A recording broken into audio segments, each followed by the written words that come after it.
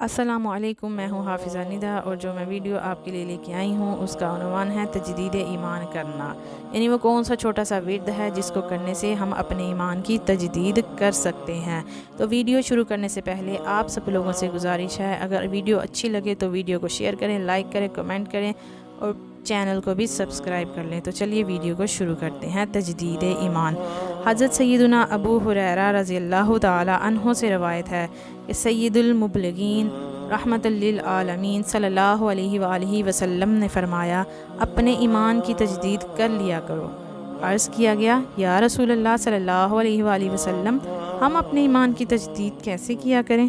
آپ صلی اللہ علیہ وآلہ وسلم نے فرمایا، کثرت سے لا الہ الا اللہ پڑھا کرو۔